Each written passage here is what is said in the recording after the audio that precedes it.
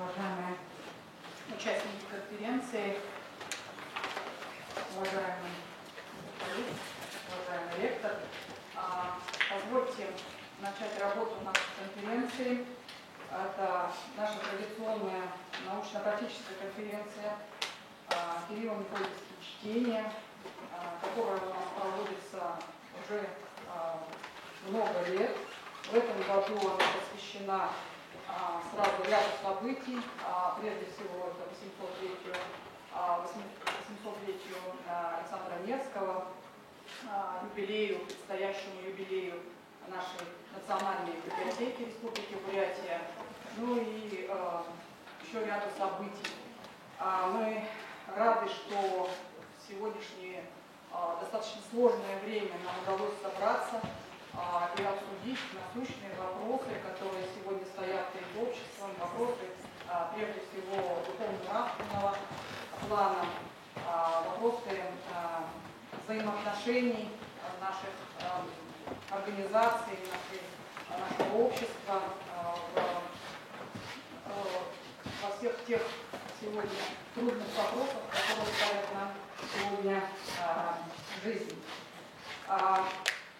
Конференция проводится по благословению митрополита Бурятской митрополии, управляющего Улан-Удэнской бурятской епархии, митрополита Иосифа. Основными соорганизаторами выступили Бурятский государственный университет имени Даржи Банзарова, Бурятский республиканский институт образовательной политики, Национальная библиотека Республики Бурятия. Мероприятие наше проводится при поддержке и с участием правительства Республики Бурятия и администрации главы Республики Бурятия, Министерства образования и науки Республики Бурятия, Министерства культуры, образовательных организаций, религиозных и общественных учреждений.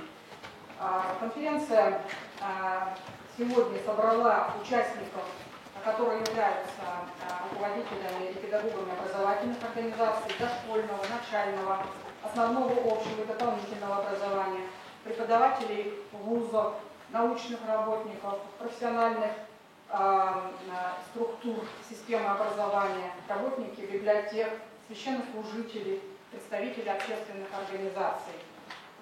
Для открытия нашей конференции позвольте предоставить приветственное слово ректору Бурятского государственного университета имени Даржи Банзарова, доктору технических наук, профессору Николаю Ильичу Мушкину.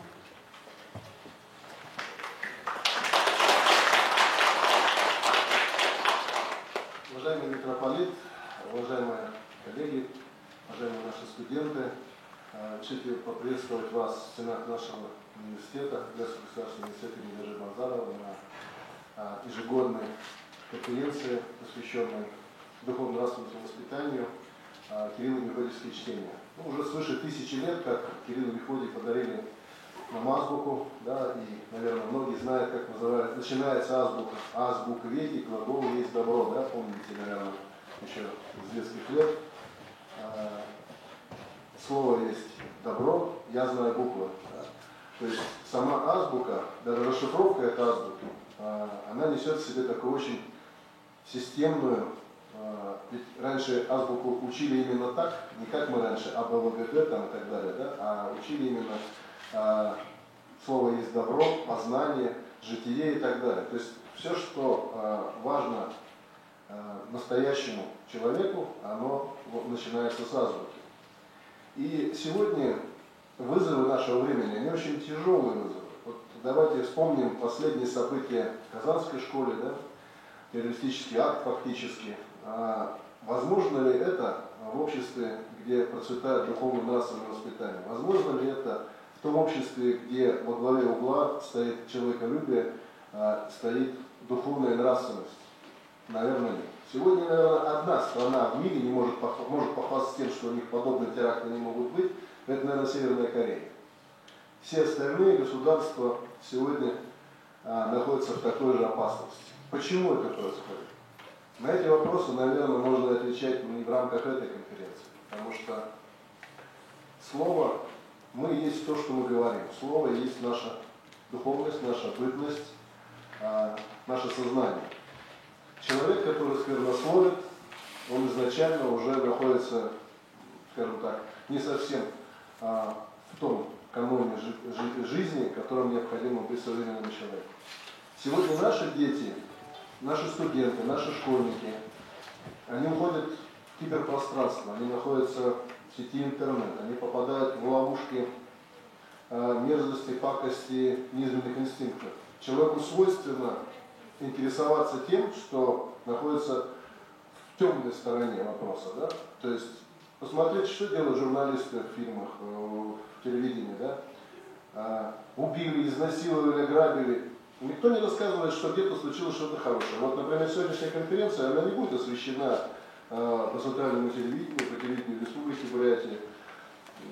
Это обычное явление. Собрались люди, специалисты, обсуждают вопросы словесности, вопросы духовной нравственности. Понимаете, поэтому вот как сделать так, чтобы во главе угла находилась именно нравственность, именно воспитание, это очень важно. И важно понимать для нашего университета, для наших преподавателей, для наших студентов, поскольку наши студенты это кузницы кадров педагогического образования Республики Бурятия, то есть наши выпускники, это практически 99% сегодня школ Республики Бурятия, где работают выпускники нашего университета. И для нас очень важно, чтобы наши ребята, выходящие из стен университета, имели очень не просто высокое и качественное образование, но имели очень хорошее качественное воспитание и духовно-нравственную организованность внутри себя, поскольку это люди, которые будут нести знания нашим школьникам, нашим детям. Можно бесконечно обсуждать вопросы духовно-нравственного воспитания, можно бесконечно говорить о влиянии литературы, влиянии нашей истории на нашу жизнь. Хотелось бы еще раз подчеркнуть, что все-таки слово хранит традиции нашего народа, и поэтому важно в рамках таких конференций подчеркивать, изучать, знать. Мне всегда неприятно смотреть сегодня, когда вдруг экспертами в нашей жизни становятся так называемые блогеры. Что такое блогер? Блогер – это малограмотный специалист, не специалист, малограмотный гражданин, который в одном абзаце может написать все, что угодно. И вместо того, что раньше экспертами в отраслях являлись кто? Академики, профессора, доктора наук, сегодня экспертами являются так называемые блогеры. То есть блогер это, по сути дела, по-русски сплетник. То есть раньше блогеры это были на лавочках, которые сидели возле подъезда и обсуждали всех проходящих. А сегодня они сидят в сети интернета, называются блогерами. И еще получают за это определенные барыши, деньги. Да? В нашем обиходе появились какие-то непонятные для меня слова, хайп, стейкхолдер там, и так далее. Какие-то вещи абсолютно непонятные нам, людям, живущим в Российской Федерации. Почему нельзя говорить русскими словами? Почему нельзя стейкхолдер заменить на слово коллега, партнер? Почему нельзя там, поменять эти вещи и говорить по-русски, что называется? Поэтому, уважаемые коллеги, я желаю всем, не пожелать здоровья сегодня это было плохим тоном, поскольку мы, к сожалению, работаем в рамках уже пандемии, как мы сегодня с митрополитом обсудили, мы, как люди, высокоадаптивная система, привыкаем ко всему, и в пандемии тоже нашли способы работать. И сегодня те же электронные средства помогают нам расширить аудиторию нашей конференции. Наша камера здесь стоит сегодня, на Zoom-площадке работают с нами и другие участники конференции. Поэтому желаю всем, конечно, здоровья, не болеть этой модной болезнью. Желаю всем участникам хороших идей, нашим студентам, конечно, хороших знаний, пообщаться с высокими профессионалами и людьми, которые знают об этом гораздо больше, чем они. То есть задавайте вопросы, спрашивайте. Всем хороших идей. Спасибо.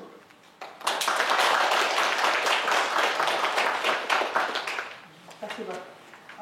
Слово для приветствия предоставляется главе Бурятской митрополии, управляющему Улан-Удэнской бурятской епархии митрополиту Иосифу.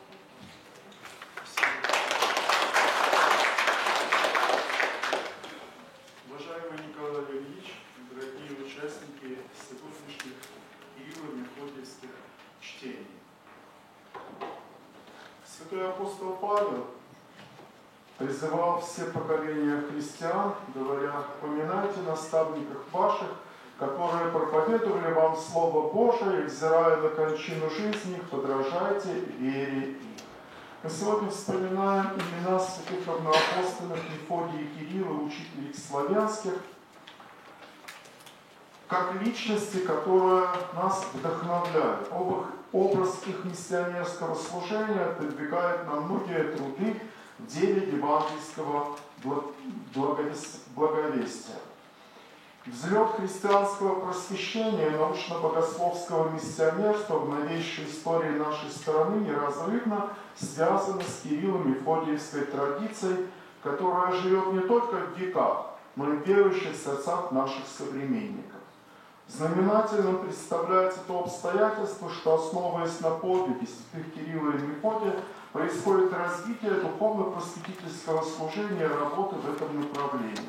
А богатейшее наследие святых равноапостольных учителей и просветителей славян оказалось столь обширным и многоплановым, что до сих пор остается одним из главных тематических направлений многих проводимых исследований в области культуры и просвещения.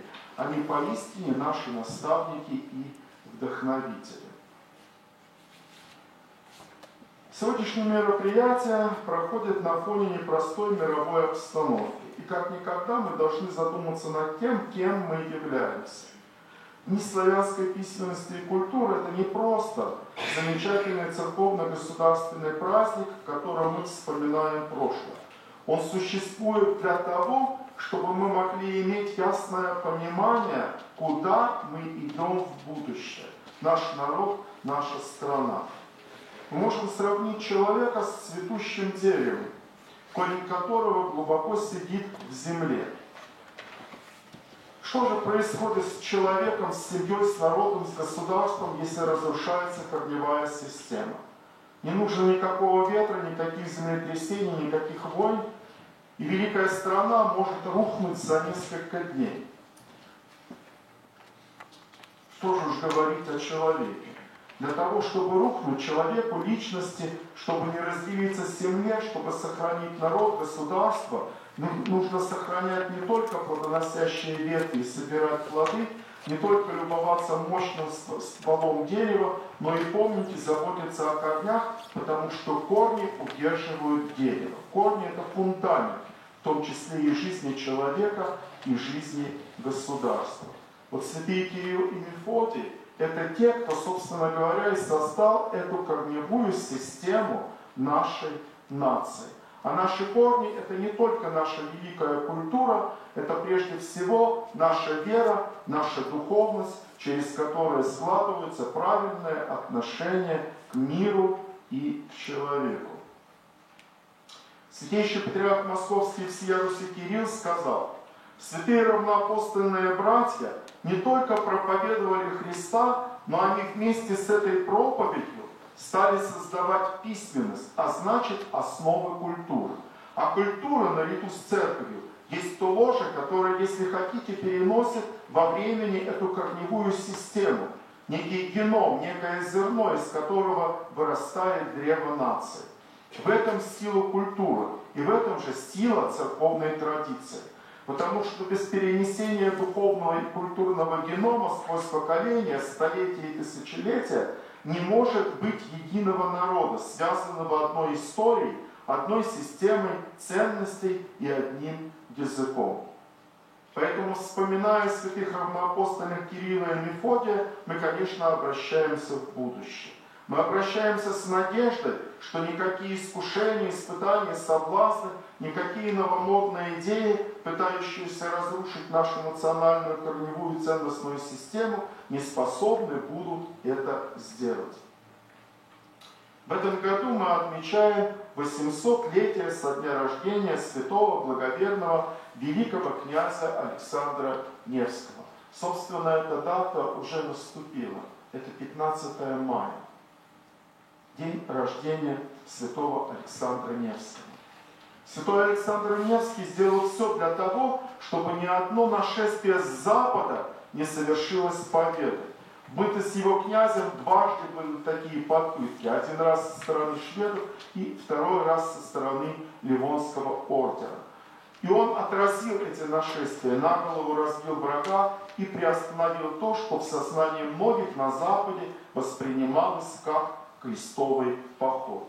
Не удались крестовые походы на Русь именно потому, что силой своей веры, мудростью не по годам, силой духа, полководческим талантом святой Александр Невский остановил эти нашествия. Прошли годы, десятилетия, столетия, но память о святом благоверном князе не исчезает в нашем народе.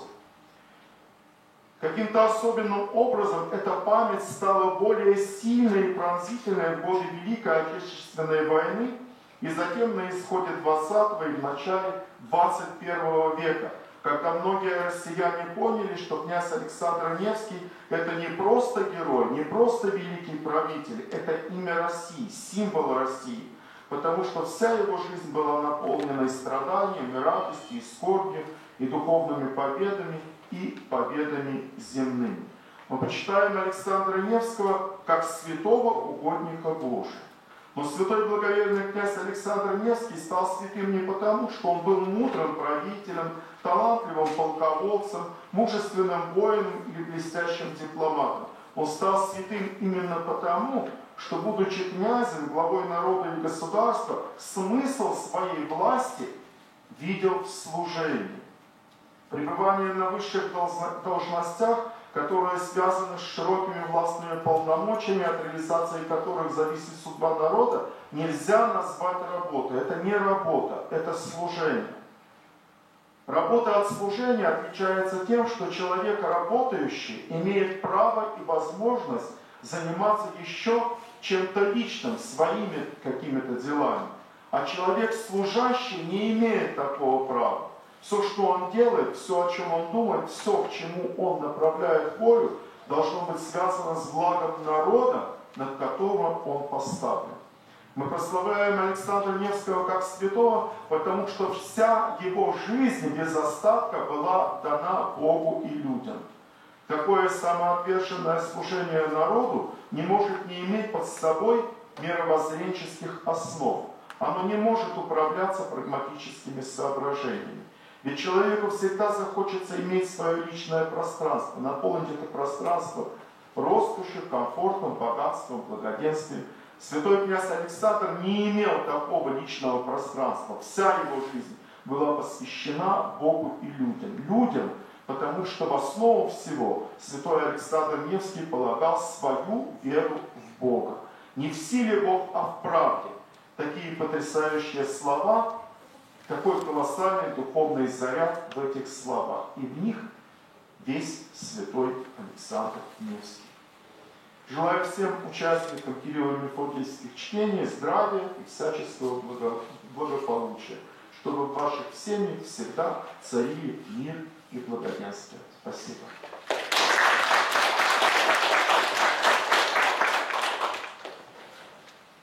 Спасибо. Слово предоставляется начальнику отдела музейного и библиотечного дела и народных художественных промыслов Министерства культуры Республики Бурятия Долгорода Ильи Мигашвили. Уважаемый владыка Иосиф, все присутствующие, разрешите от имени министра культуры Республики Бурятия Сайлу Байтуин приветствовать вас всех на этом важном событии ежегодного празднования Дней славянской письменности и культуры.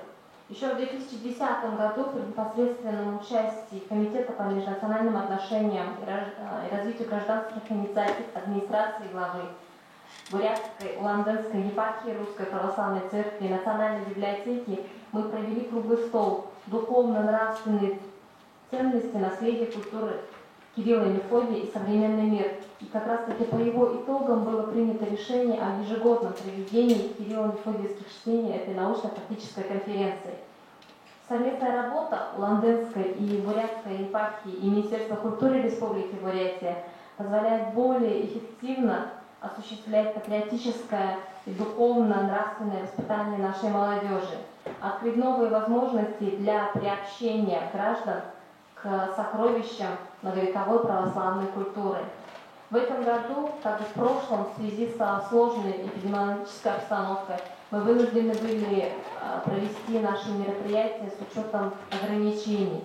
Но, несмотря на это, наши учреждения провели мероприятия. Так, допустим, в Национальной библиотеке мы проводим традиционный конкурс творческих работ среди учащихся, который посвящен 800-летию Александра Невского. Итоги конкурса будут подведены 10 июня. Подготовлены многочисленные выставки, слайд-презентации, электронных ресурсов Национальной библиотеки, выставки «Самые полезные книги о русском языке», православная книга в электронных коллекциях, из глубины веков, православные издания в Фонде Национальной библиотеки Республики Бурятия. Подготовлен видеообзор книжной коллекции отдела редких и ценных книг доктора исторических наук Светланы Валерьевны Бураевой «Наследие Кирилла и Мефодия в социальных сетях». 24 мая на площадках Республиканской детской и юношеской библиотеки проведены многочисленные мероприятия с участием нашей молодежи и учащихся наших школ. И сегодня становится очевидным, что только совместными усилиями всех общественных институтов возможно не допустить духовного упадка, противостоять тому разложению моральному, скажем, воспитать молодое поколение в духе патриотизма, уважения к заветам предков, соблюдения нравственных устоев общества. И мы видим, как возвращаются в нашу жизнь простые для нас, но важные вещи, которые составляют основу нашего национального характера. Это любовь, сострадание, милосердие, стойкость в испытаниях. Я поздравляю участников Кирилло-Мефодиевских чтений с этой знаменательной датой и надеюсь, что наше собрание с честью выполнит просветительскую миссию и станет стимулом в духовно-нравственном воспитании и просвещении нашего молодого поколения. Спасибо. Спасибо. Слово предоставляется ректору Бурятского республиканского института образовательной политики, доктору педагогических наук Владимиру Фабригатовичу Кириллову. Спасибо большое. Уважаемый митрополит, уважаемые присутствующие, уважаемый Николай Ильич, научное сообщество, педагогическое сообщество. Я, с вашего позволения, хочу озвучить текст, вернее, тезисный его текст приветствия исполняющего обязанности министра образования и науки Республики Бурятия Валерия Анатольевича Позднякова. Он сегодня у нас в руководстве единственный остался, поэтому очень много работы. И в связи с этим попросил меня озвучить текст приветствия. Министерство образования и науки Республики Бурятия сердечно приветствует всех участников и гостей научно-практической конференции «Кирилло-Мефодиевские чтения 2021», ставшей важным событием празднования Дней славянской письменности и культуры Республики Бурятия. Начало письменности – особую веху в истории каждого народа, в истории его культуры. В глубине тысячелетий и столетий теряются имена создателей письменности, но у славянской письменности совершенно удивительное происхождение. Благодаря целому ряду исторических свидетельств известно о начале славянской письменности и об ее создателях святых Кирилле и Мефодии, создавших славянскую азбуку и выполнивших первые переводы богослужебных книг с греческого на славянский. Конференция посвящена юбилею Александра Невского. Именно его выдающийся русский историк Сергей Соловьев называл самым видным историческим лицом в нашей древней истории. Фигура князя имеет огромное значение для историчности России, а юбилей призван стать событием, способным пробудить особый духовный подъем нашего общества. В рамках конференции запланирована работа 3 секций, в ходе которых будут обсуждаться вопросы патриотического, гражданского и духовно-нравственного воспитания детей и молодежи. Безусловно, ведущее место в процессе патриотического воспитания детей и молодежи занимает школа. Так, на уроках истории, литературы учащиеся знакомятся с богатым патриотическими и духовными традициями народа России. Учителя прививают любовь к родине через неклассные мероприятия, имеющие разные форматы содержания. Министерство выражает надежду, что участники конференции будут получены ответы на вопросы пробуждения у молодежи интереса к духовным истокам русской православной цивилизации, несущей в себе потенциал мира и согласия, доброжелательности, стойкости и мужества перед лицом исторических вызовов. Желаем всем участникам конференции плодотворной работы, крепкого здоровья, интересных научных дискуссий, новых знакомств и впечатлений. Исполняющий обязанности министра Валерий Анатольевич Поздняков. От имени коллектива сотрудников нашего института я тоже хочу вас приветствовать, всех причастных к сегодняшнему очень важному не только образовательному, но и культурному событию в жизни нашей республики. Мы традиционно соучаствуем в организации проведения Кирилла Мефодийских чтениях. И вот, благодаря, наверное, усилиям Гунцины Екатерины Сандаковны Метриповой, доктора исторических наук, нашего сотрудника, мы очень в последнее время очень тесно взаимодействуем метрополии нашей бурятской, улан-удэнской. И в этом плане я думаю, что мы абсолютно четко понимаем, что все государственные общественные институты, которые занимаются и имеют отношение к воспитанию детей, это все наши партнеры, все друзья. В этом плане я думаю, что нет противоречия, а наоборот полное взаимопонимание, и я хотел бы, чтобы это сотрудничество развивалось дальше. Но что еще я хочу сказать? В ходе подготовки к нашей вот этой чтении, конференции, коллегами нашими были проанализированы тексты докладов, которые они будут представлены, извините, на секционных заседаниях. И вот я хотел бы, с вашего позволения, некие анонсы кратко озвучить их. Очень интересным, на мой взгляд, будет доклад педагога дополнительного образования Курамканского района Булгута Владимира Дажевича. Он представляет личный практический опыт по организации краеведческой работы со школьниками. Он проводит значительную работу по духовно-нравственному воспитанию детей. Вот. Наиболее интересным и удачным его описание доклада есть то, каким образом организуют экскурсии по территории Курамканского района. Я впервые из этого доклада узнал, оказывается, что там в Курамкане строил в свое время ГЭС, да? И вот история этапа его строительства он тоже здесь описывает. Результаты опроса, проведенного учителем истории обществознания школы 26 города Улан-Удэ Жампалова Ниндаджина, представлены исследования по пониманию нашими школьниками сложных дефиниций. В данном случае речь идет о таком важном понятии, как патриотизм. Вот интересно, что 8% всего обследованных учащихся под патриотизмом понимают почитание атрибутов страны, герба, флага, гимна или участие в официальных государственных праздниках. А 44% респондентов понимают под патриотизмом принадлежность к кругу близких по месту рождения и проживания людей. То есть вы видите из этих ответов, наверное, и цифр, что у нас есть серьезные проблемы понимания нашими школьниками, подростками крупных таких вещей, понятий.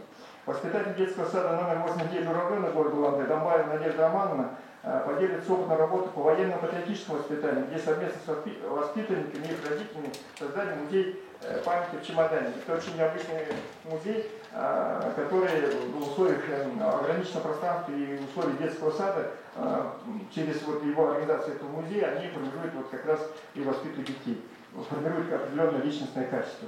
Опираясь на труды известного историка Церкви Карташова, делится своим мнением исследование Репин Дмитрий Александрович, кандидат философских наук, старший преподаватель кафедры теологии Тульского государственного университета. Анализируя тексты письменных памятников летописаний, заключает, что монголы не вмешивались в деятельность русской церкви, что проявляли уважение через к вере русского народа. Веротерпимость монголов христианской имеет свои корни и причины, причем они глубокие.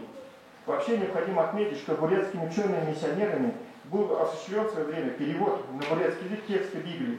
В частности, я имею в виду, их много было. Я просто обращаюсь к трудам деятельности братьев Болдоновых. Это способствовало распространению христианских ценностей среди бурятского населения. Агинский бурят, миссионер Николай Доржиев, проводил в начале 20 века божественную литургию на бурятском языке в Иркутске. 40 книг богослужебных литературы было переведено на бурятский язык, тем самым вводя, в общем-то, через, наверное, вхождение христианства, часть бурятского населения и сам бурятский язык входит в мировое культурное пространство. Надеемся, что вызовет интерес работа Кальницкой Ирины Геннадьевны, заведующей мастерской преподавания младших классов Хабаровского педагогического колледжа. В Хабаровском крае наибольшую группу учащихся инофонов представляют дети семей мигрантов. Ну, инофоны, вы знаете, да, это приезжие мигранты из ближнего зарубежья, которые фоном речи обладают, но не бытовой языковой речи обладают на базовом уровне. Так вот, таких детей в Хабаровском крае в 2020 году составляло 237 человек. В условиях отсутствия научно обоснованных подходов и опробированных технологий обучения русского языка и различных учащихся, преподавателями и студентами в колледже в 2021 году реализован социально-просветительский проект «Азбука». Это внешкольный центр работы с детьми инофонами, цель которого заключалась в создании условий для успешной культурной, социально-образовательной, языковой адаптации учащихся инофонов. Я кратко хотел остановиться на некоторых таких наших докладах, а вообще в совокупности все доклады очень интересно содержательные. Я думаю, что я просто анонсировал наиболее такие, которые мне запомнились.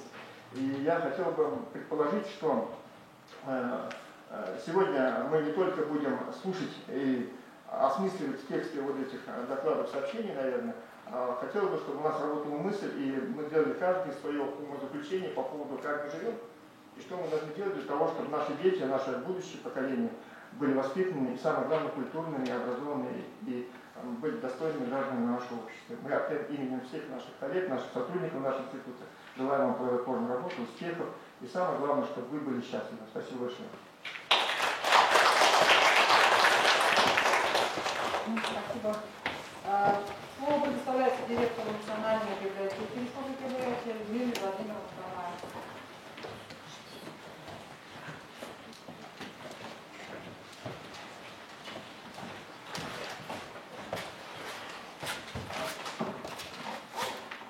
Здравствуйте, уважаемые участники методических чтений. Здравствуйте, члены президиума. Сердечно приветствую вас на этой научно-практической конференции. Кирилло-Мефодиевские чтения – это праздник единения, духовности и культуры. Это доказано многолетней историей нашего мероприятия.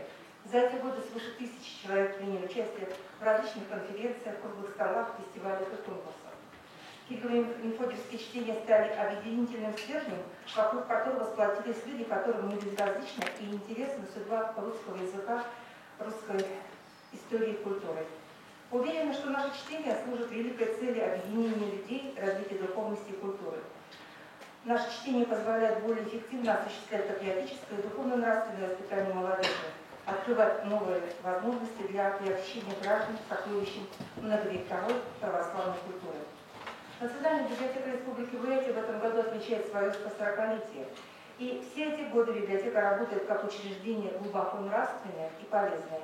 Именно эти строки были написаны в обращении общественности города Верхнеудинска по открытию библиотеки в городе. Мы ежегодно работаем над мероприятиями, пропагандирующими и развивающими русский язык и культуру. Хотелось бы поздравить всех участников Кирилло-Мефодиевских чтений с этим знаменательным событием. И я надеюсь, что наше собрание с честью выполнит просветительскую миссию и станет стимулом к духовно-нравственному воспитанию и просвещению жителей нашей республики. Ну и, пользуясь случаем, я приглашаю всех в новую обновленную Национальную библиотеку Республики Бурятия. Спасибо всем.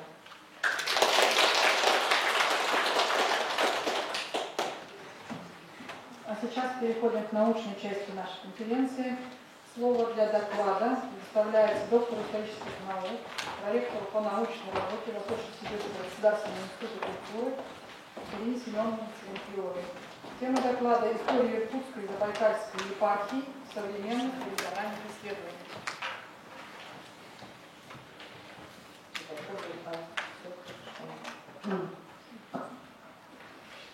Уважаемый президиум, уважаемый Николай Ильич, почтенный владыка, дорогие участники и гости конференции, позвольте мне в первую очередь от коллектива профессорско-преподавательского состава и студентов Восточно-Сибирского государственного института культуры поприветствовать всех и пожелать нам успешной работы. В своем докладе же я хотела обзорно отразить основные результаты изучения истории православия в нашем регионе, которые достигнуты современными исследователями.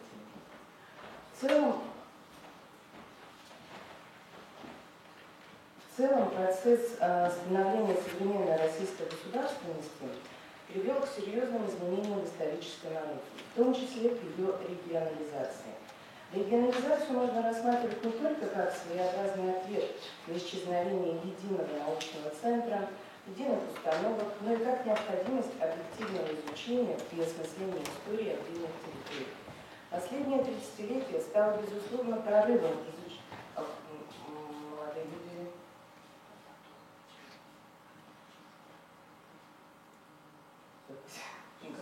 Последнее тридцатилетие стало, безусловно, прорывом в изучении религиозной тематики, обусловленной политическими и социокультурными изменениями в стране. Мы разделяем мнение доктора исторических наук, профессора, ведущего научного сотрудника отдела новейшей истории Русской Православной Церкви и Православного Свято-Тихоновского гуманитарного университета, который говорит о том, что в постсоветской России история Православной Церкви стала, по-видимому, самой быстро растущей областью историографии. Современные исследователи, получившие с начала 90-х годов не только методологическую свободу в изучении религиозных институтов, но и доступ к архивам, смогли существенно расширить исследовательское поле. В полной мере это относится к истории Иркутской и Забайкальской епархии. Образованная в 1727 году Иркутская епархия до середины XIX века являлась самой восточной и самой крупной по территории, занимая более половины Российской империи и простираясь на 2 континента. А уже из ее состава в 1894 году в пределах Забайкальской области была открыта одноименная епархия. Одним из доказательств интереса к заявленным вопросам служат результаты поискового запроса в научной электронной библиотеке Library. Если мы введем простой запрос, историю Иркутской епархии, то на сегодня мы найдем свыше 3200 наименований различных документов, это и статьи, и монографии, сборники конференций и так далее. И по истории Забайкальской епархии свыше 1500. Различные аспекты более чем 300-летней истории распространения православия, становления и развития церковно-административных структур, эволюции взаимоотношений с государством находятся под пристальным вниманием ученых из городов Иркутска, Улан-Удэ, Читы и Красноярска. В зависимости от предмета исследования ученые рассматривают тот или иной аспект, избрав либо географические границы, либо церковные административно-территориальные, либо гражданские административно-территориальные границы. С начала 2000-х годов в качестве основных тенденций развития региональной историографии можно выделить следующее. В первую очередь, это расширение комплекса исторических источников, это продолжающийся процесс рассекречивания архивных документов, это междисциплинарный характер исследовательских задач и непрекращающийся профессиональный интерес, профессиональный и общественный интерес к проблематике. В 1990-е и начале 2000-х годов появился ряд исследований, существенно расширивших и дополнивших историю православной церкви на территории Восточной Сибири. На это указывает ряд монографических сочинений. Одной из первых попыток изучения истории Иркутской епархии является исследование иркутского историка Ольги Ефимовны Наумовой «Иркутская епархия, 18-й, первой половины XIX века». В ее работах были рассмотрены предпосылки создания, вопросы укрепления и развития епархии как самостоятельной церковно-административной единицы, особенности ее хозяйственной и культурно-просветительской деятельности. Иркутский же историк профессор Александр Всеволодович Дулов в 2000 году опубликовал работу «Русское православие. Очерк истории», а результаты его дальнейших исследований нашли продолжение в совместной с Александром Павловичем Санниковым монографии по истории православия на территории огромного восточно-сибирского региона. В ней представлен обобщающий анализ различных аспектов от храмостроительства, развития церковного управления, деятельности приходского духовенства, особенности духовного образования, до оценки деятельности архиереев и влияния православия на жизнь народов Восточной Сибири. Другие аспекты истории православной церкви рассмотрены в трудах также иркутского профессора Любовь Николаевны Харченко, в которых воспроизведена полная картина культурного влияния и реализация культурно-просветительской политики РПЦ в Сибирском регионе. Так, работы Харченко охватывают такие направления деятельности РПЦ: просветительская, миссионерская, научная, издательская. И обоснован вывод автора о том, что культурное влияние церкви в Сибири осуществлялось на правах доминирующего религиозного учреждения. Анализ архивных материалов и опубликованных источников позволил автору прийти к выводу, что рейтинг РПЦ в Сибири был много выше, чем в Европейской России. Среди читинских исследователей следует, безусловно, выделить крупного специалиста Владимира Ивановича Косых. В его 4 монографиях на основе архивных документов, материалов периодической печати, источников личного происхождения детально изучена история епархии с 80-х годов XIX века, вопросы взаимоотношений Забайкальской епархии с органами временного правительства, первой советской властью и белой государственностью. Кроме того, обстоятельно рассмотрена структура, кадровый состав, финансовое положение, основные направления деятельности епархии в период частой смены политических режимов. детальное, скрупулезное изучение любого аспекта темы, трепетное отношение к источникам, цельный и взвешенный анализ позволяют позиционировать работу КАСЫК как сложившуюся исследовательскую концепцию.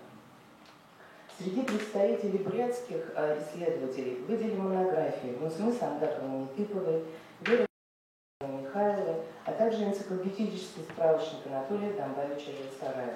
В этих работах освещены основные этапы распространения православия на территории региона, в их взаимосвязи функционирования храмов и монастырей, как культурных и религиозных центров.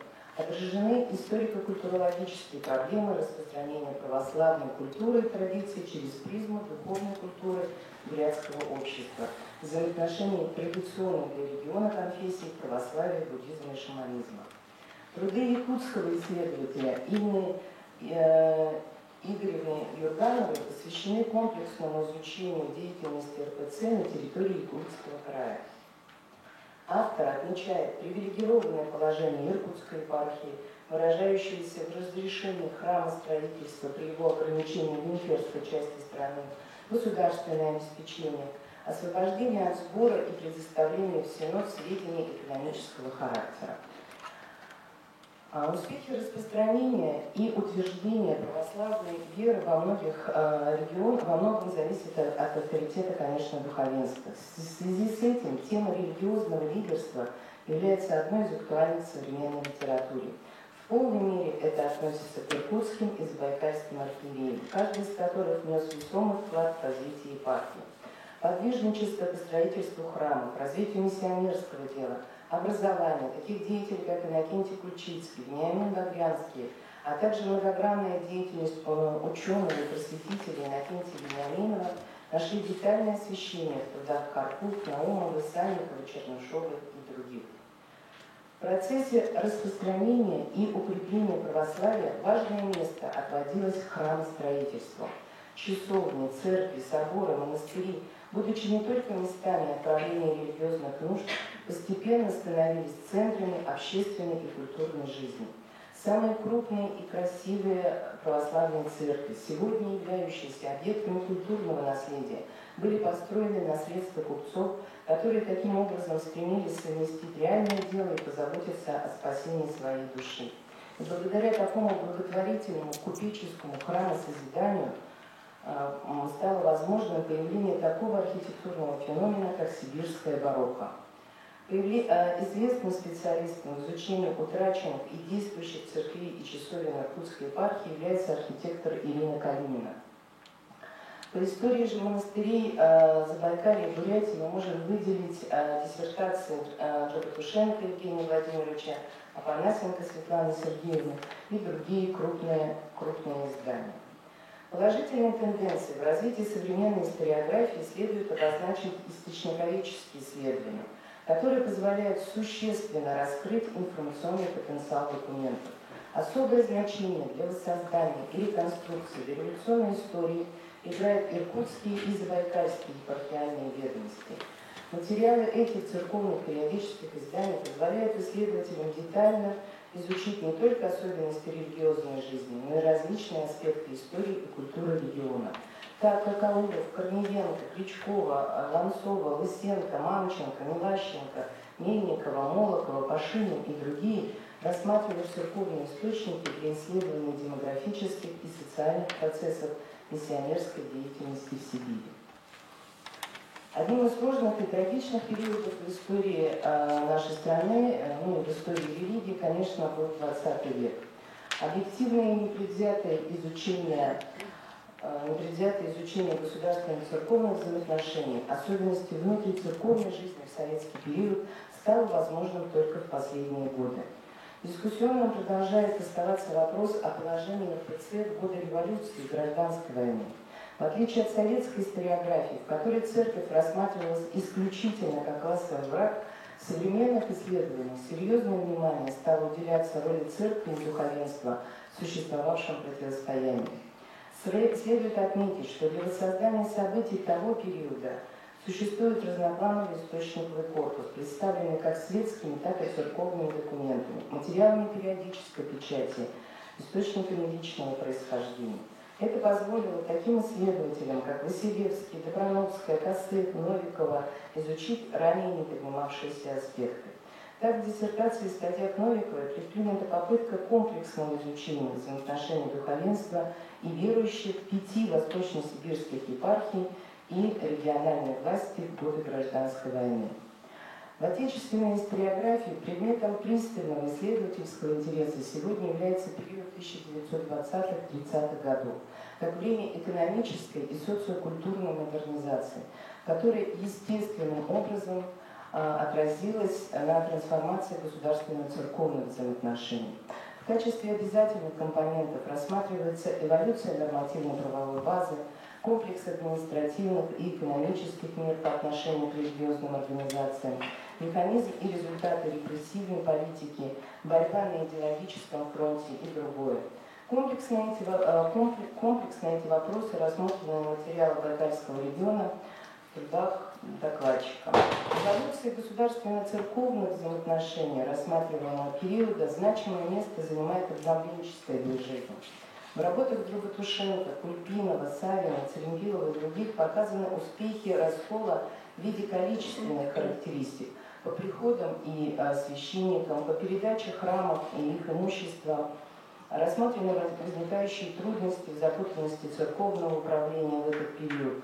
Однако общее исследовательское мнение заключается в выводе о доминировании политической составляющей в обновленческом движении 1920-х годов, об открытом вмешательстве властных структур во внутрицерковные дела. К настоящему времени как один из сложных вопросов следует рассматривать судьбу православного духовенства и верующих в годы политических репрессий. В работах Крючковой, Терновой, Санникова, Василевского, Савина, Церембилова, Нетыповой воссозданы политические процессы 1930-х годов по сфабрикованным делам церковно-монархических контрреволюционных организаций. Однако все мы должны признать, что сложной исследовательской задачей является окончательное решение вопроса о количестве пострадавших за веру и религию в советский период. Государственные взаимоотношения во второй половине XX века в контексте изменения конфессиональной политики в стране стали предметом интереса таких авторов, как Смолина и Дроботушенко. Смолиной был проведен конкретный исторический анализ положения деятельности Иркутской епархии в 40-е и 80-е годы, выявлены новые данные в биографиях иркутских архиереев, установлены даты открытия приходских общин в Иркутской епархии, рассмотрено их материальное положение. Евгений Владимирович Дроботушенко восстанавливает основные события в истории православия на территории Бурятской ССР и Читинской области. Таким образом, уровень современных исследований, посвященных истории православия, характеризуется наличием положительных тенденций. Это качественные и количественные изменения, нашедшие отражение в появлении ряда специальных кандидатских и докторских диссертаций, монографий, публикаций в лицензируемых изданиях и другое. Необходимость проведения междисциплинарных исследований, накопленный опыт эффективного взаимодействия органов власти, научных, образовательных организаций и церковных структур, а сегодняшняя конференция как раз является наглядным примером этого накопленного опыта, продолжающиеся источниковедческие изыскания позволяют определить и перспективы дальнейшей работы. С учетом достигнутых результатов вполне правомерно ставить вопрос о создании исследовательских научных коллективов по написанию истории Иркутской и Забайкальской епархии. Сегодня также назрела необходимость подготовки и публикации документальных сборников, для чего возможно межрегиональное объединение усилий светских и церковных специалистов. Одной из актуальных задач является также проблема ревитализации объектов культурного наследия, среди которых уникальные памятники архитектуры и истории. К числу вопросов, которые требуют также дальнейшего изучения, можно отнести реконструкцию внутренней жизни православных приходов, биографии духовенства, проблемы адаптации к происходящим переменам в советский период верующего населения, специфику межконфессионального взаимодействия и взаимовлияния. На этом у меня все. Спасибо за внимание. Спасибо, Елена. Слово для доклада представляется Михаилу Александровичу Федорову, кандидату философских наук, доценту кафедры религиоведения, теологии Частного университета имени Дороги Банзарова. Тема доклада – концепция духовной безопасности, религиоведческие и теологические аспекты.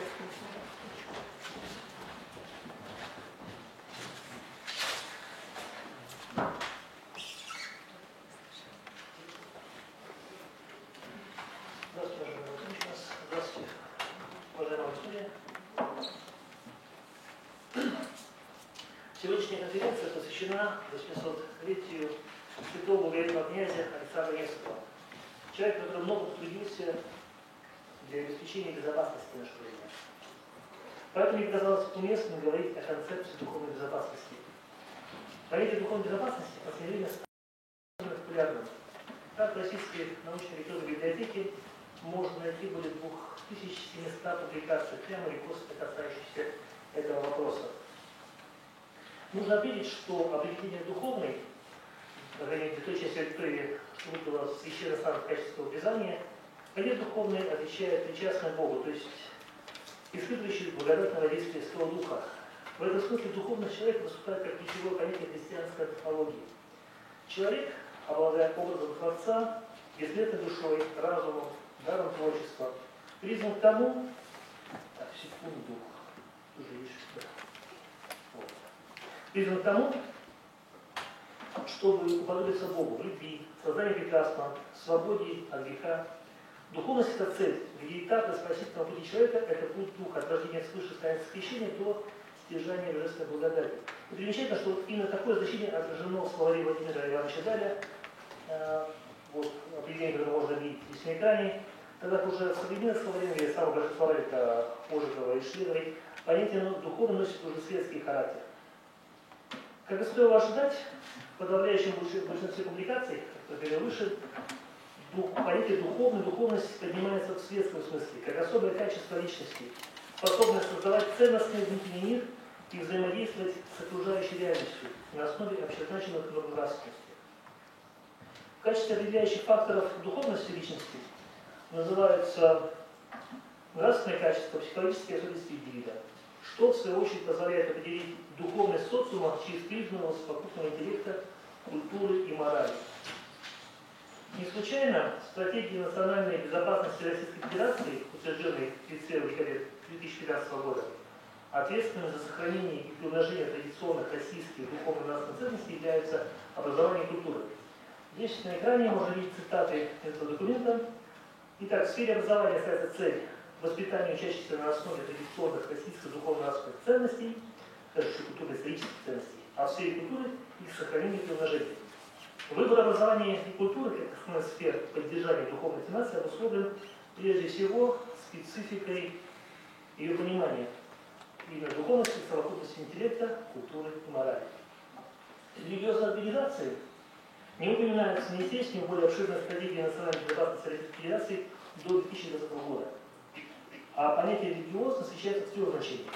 Первое – противодействие религиозному экстремизму и нетерпимости, обеспечение религиозной терпимости и повышение качества преподавания традиционных религий. Кстати, из этого документа можно видеть на экране.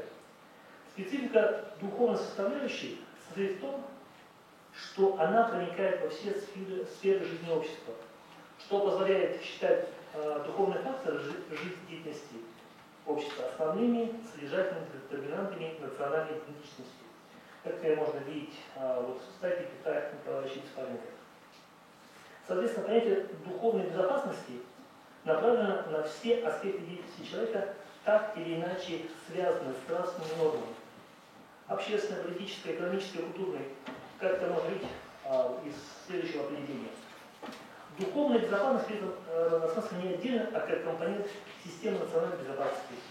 Более того, в документах, которые вы можете увидеть здесь на экране, само понятие духовной безопасности не присутствует, но оно как бы выводится как компонент национальной безопасности.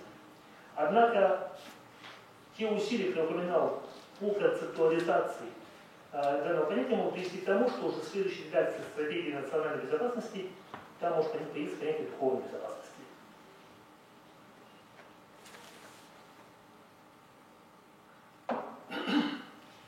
Причина актуальности проблемы духовной безопасности кроется в последствиях идеологической дезориентации общества после распада Советского Союза. В качестве примера можно привести следующий перечень негативных явлений в духовной сфере общества, который может видеть на экране. Вот, причем автор достаточно часто посвящает ему внимание. Более расширенный список есть у коллектива авторов во главе с Верой Борисовной Романовской. Тут, кстати, можно посмотреть на первый пункт, это разрушение духовного здоровья. Примечательно то, что авторы, юристы, люди, как правило, стремящиеся к наиболее точным понятиям, говорят о разрушении духовного здоровья. И в него она вкладывает как враждебность по отношению к окружающим, немотивированную злость, стереотипность мышления, внушаемость. То есть говорит о том, что концепт духовной безопасности является еще относительно новым, и нет согласия относительно его признаков. Отсюда все принимаемые усилия. Список предлагаемых решений обеспечения духовной безопасности разнообразен. От введения государственной идеологии, которая должна отражать специфику Российской Федерации как полиэтничной, поликонфессиональной страны, обладающей своей духовно-культурной самобытностью, до введения комплекса мер, направленных на восстановление и продвижение традиционных ценностей, а также развитие сфер общества, производящих и транслирующих традиционные ценности. На экране можете видеть примерно перечень задач по обеспечению духовной безопасности.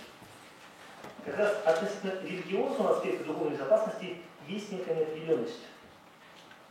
С одной стороны, как можно видеть, кстати, выше, исследователи говорят о необходимости упрочения традиционных религиозных конфессий, с другой – о том, что недопустимо поддерживать особые отношения с какими-либо конфессиями, нарушение принципов правового государства.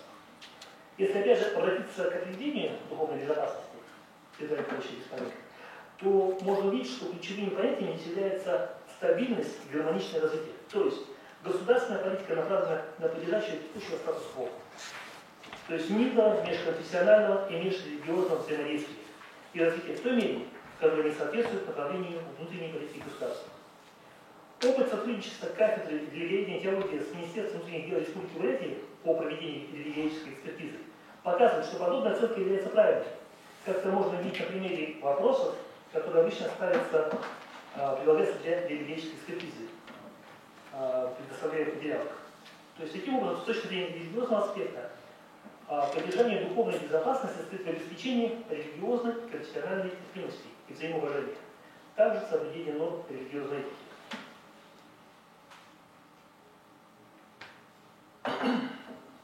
Давайте посмотрим, какие предлагаются решения по обеспечению теологического аспекта духовной безопасности.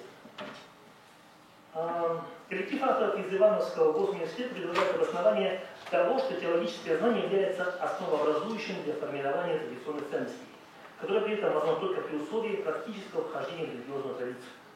Как предыдущий, не могу не согласиться с практическими выводами этой статьи, но опять же нельзя не отметить, что содержание и данного решения является внутриконфессиональным, а потому непригодным для применения в поликонфессиональной стране, по крайней мере в том, как он представлено. В похожем ключе рассуждает Надежда Борисовна Парфенова, по мнению которой духовная безопасность достигается как возрастание индивидуального уровня духовности в процессе опыта религиозной жизни, тогда реальной угрозой духовности является отсутствие веры. Из чего автор делает вывод о том, что необходимо способствовать распространению веры среди учащихся через дисциплину наподобие психологии веры, психологии религии. Однако, как в прошлом случае, здесь представлена отдельная инициатива. Пример отдельного понимания гражданского долга, отдельно взятых преподавателей вузов с учетом личного религиозного опыта. И, можно сказать, такая партизанская операция. Более массовый и более уникальный опыт имеется у преподавателей кафедры теологии Саровского физико-технического института. Несмотря на то, что по понятным причинам в учебных планах там отсутствуют курсы биологических дисциплин, в институте работает кафедра теологии, деятельность которой направляется в рамках концепции аксиологической безопасности в ядерном, оружейном и энергетическом комплексах. В рамках данной концепции выстраивается содержание общеисторических, гуманитарных, экономических дисциплин, проводятся научно-образовательные мероприятия, направленные на формирование духовно-нравственных ценностей на основе Русской Православной Церкви и отрасли вуза, то есть атомной энергетики. Как раз вот это отрывок из статьи автора. Вот. И кто-то может сказать, что это пример сращения государственного учреждения и религиозной организации является неприемлемым, но, видимо, когда речь идет о безопасности в сферах ядерной энергетики, то люди становятся менее щепетильными. И обращаясь к экспертности, КБУ пошел на то, чтобы обратиться любым доступным способом формирования нравственных ценностей. Тем более город Саров известен большим количеством православных святынь, что свидетельствует о том, что там среди населения православие преобладает.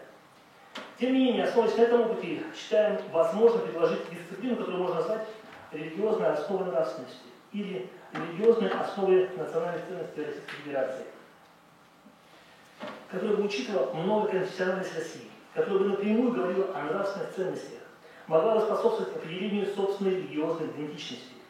Считаем, что такая дисциплина должна быть также неотъемлемой для подготовки бакалавров всех специальностей, как философия и русский язык. При этом ее отличие от философских или психологических дисциплин в том, что содержание должно состоять не просто абстрактной общечеловеческой ценности, а ценности, как точно выразился Дмитрий Дмитриевич Шмонин, выведенной и отточенной традицией. Опять же, видимо, должно пройти какое-то время, чтобы прийти к этому пониманию. Хотя духовная безопасность, это здесь можно найти общие черты с современной эпидемиологической ситуацией. Да? Как мы ожидаем конца пандемии, когда у нас будет 60% переболевших плюс привиты, да? То есть мы будем себя чувствовать равным образом, чем в большем количестве, чем массово будет преподаваться духовная ценность, например, тема в большей мере будем говорить об уровне духовной безопасности. Но на сегодняшний момент духовное сообщество достаточно, академическое сообщество достаточно осторожно относится как к религиозным организациям, так и, собственно, к теологическим предметам. И вместе с призывом поддерживать традиционные конфессии, как можно видеть ранее, можно видеть и недоверие к формам тесного сотрудничества между церковью и государственными организациями. Роль традиционных конфессий, по мнению исследователей, должна заключаться в формировании религиозной идентичности, ограничении влияния чуждых менталитету российской нации духовных ценностей и жизненных приоритетов. То есть сотрудничество достаточно избирательное. Между тем, проблема духовной безопасности остается актуальной. Во-первых, это обусловлено реальной глобализацией, распространением на территории России религий, не являющихся традиционными в России, что может способствовать смешению религиозных традиций, формированию поверхностного псевдорелигиозного сознания. Это усугубляется широкой доступностью цифровых технологий. Например, человек, причисляющийся к христианству, помимо спорадического посещения храма, может строить свои убеждения на основе видео или текстовых материалов других религий. И кто знает, какие ценности могут сформироваться на основе такого винегрета. Кроме того, несомненную опасность представляют культы, использующие социально-деструктивные методы по отношению к членам. Так, Вахтанг Юнусович Гадаев, говоря о сохранении традиционной религиозной системы, геополитической нормы, указывает на необходимость подготовки специалистов-психологов для противостояния диверсии в психологической сфере, для защиты бессознательной сферы сознания. Наконец, уровень теологического образования верующих он оставляет желать лучшего. Как показывает практика, теологические знания православных верующих ограничиваются, если вас буду не брать, несколькими беседами перед крещением об основах вероучения, о сущности церковных таинств, и после этого в некоторых приходах проводятся просветительские беседы после крещения, посвященные Евангелию. И в частных беседах с прихожанами, то есть неоднократно приходилось слышать о том, что священник советует прихожанам даже где-то не вступать в беседы с представителями нетрадиционных религиозных организаций по причине их неукорененности, что они слабо знают священное писание, предания могут увлечься другой традиции, другой религии. Это при том, что православное предание содержит богатейшее наследие в области апологетики и экзегетики. И если как раз постоянно прихожане хорошо знали священное писание, углублялись в церковное предание, то фундаментальность русской православной церкви, как одного из законов духовной безопасности, стала бы очевидна для окружающих. Потому что они не только были знакомы с национальными ценностями России, корни которых уходят в традиционные религии, но и были ближними своей веры, их воплощением. И можно обоснованно надеяться, что рост религиозной духовности, и звучит, я прошу прощения, это логично, религиозная духовность в реалии сейчас, да, что рост укорененности религиозной традиции самих верующих не может не иметь положительного социального эффекта, который может послужить к изменению государственной позиции народа, традиционных религиозных конфессий в деле формирования национальных ценностей Российской Федерации. Трудность этой задачи, насколько мне известно, в нехватке кадров. Но это решаемая задача. Собственно, для этого, когда была создана в 2013 году кафедра религиоведения и теологии. Вот. Поэтому, будем надеяться, что как раз, скажем, то сотрудничество, которое у кафедры, у Бурятского госуниверситета есть с Улан-Удэ-Бурятской епархией, оно будет углубляться, будет расширяться. Спасибо за внимание.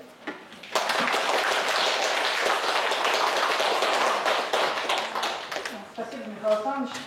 Хотелось бы подвести такие некоторые итоги сегодняшнего пленарного заседания и высказать некоторые мысли, если позволите. Уважаемые участники конференции, действительно, Михаил Александрович, конечно же, обращается к очень актуальной проблеме, это проблема духовной безопасности, и актуальным, конечно же, на протяжении последнего времени является, наверное, деятельность нашего университета в этом направлении. Это создание в 2012 году кафедры религиоведения и теологии, которая за это короткое время успела сделать очень многое. Во-первых, мы сегодня выпускаем, буквально на днях выпускаем третий выпуск специалистов направления подготовки теологии в жизнь. Как раз они будут работать на ниве нашей духовной безопасности в различных структурах, и образовательных, и государственного управления, и в силовых структурах, то есть будут работать именно в этом направлении. Кафедра имеет достаточно, можно сказать, сильный научный потенциал. Буквально в этом году у кафедры выигран грант, очень большой, объемный, достаточно объемного финансирования, грант Российского фонда фундаментальных исследований. То есть это еще раз подтверждает, что мы находимся на правильном пути, что мы работаем в русле и государственных интересов страны в целом. Да? Наш регион полиэтничный, поликультурный, полирелигиозный. Естественно, конечно же, все-таки в свое время руководство университета сделало очень приняло правильное решение о создании этой кафедры. И мы надеемся, что благодаря нашей совместной деятельности всех наших учреждений, организаций, прежде всего, конечно же, мы возлагаем очень большую надежду на Бурятскую епархию, на Бурятскую митрополию, прежде всего, в этом направлении, чтобы поддерживать нашу работу и совместно работать на благо выполнения таких духовных задач.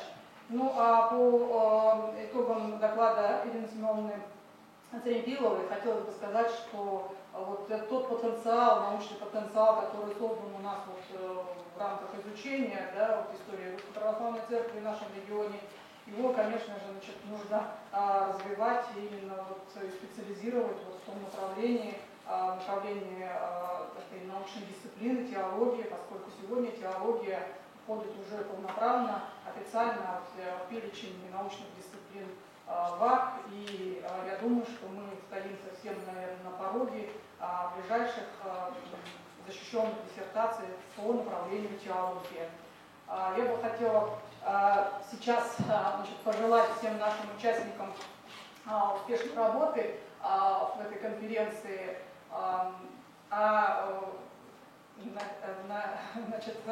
участникам, которые пришли к нам из разных учреждений, иметь в виду, что Бурятский государственный университет ждет на направлении подготовки теологии новых абитуриентов. В этом году, к сожалению, мы не имеем, конечно же, бюджетные места, но надеемся очень набрать группу. А на будущий год у нас бюджетных мест 24 бюджетных места. Поэтому имейте в виду, что кафедра ждет своего абитуриента и надеется на свое дальнейшее развитие и процветание. А сейчас в программе в 13:00 у нас начнут работу секции. Секция номер 1 духовно-нравственного и военно-патриотического воспитания и современной технологии обучения будет проходить на площадке Zoom. Руководитель секции, доктор исторических наук Митыпова Гульсумасан Дарховна.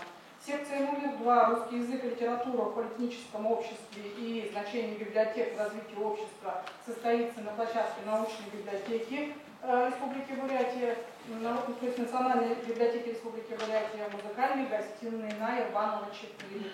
Секция номер 3 состоится на смешанной основе, то есть в очно-заочном формате. Организация духовного просвещения на приходах Улан-Удэнской епархии состоится на площадке Zoom и в аудитории 8205 в этом корпусе на Ранжурова 6, то есть Ранжурова 4. Значит, если есть вопросы, то можете задать, если нет, то значит, приступаем к перерыву к работе секции. Спасибо всем участникам.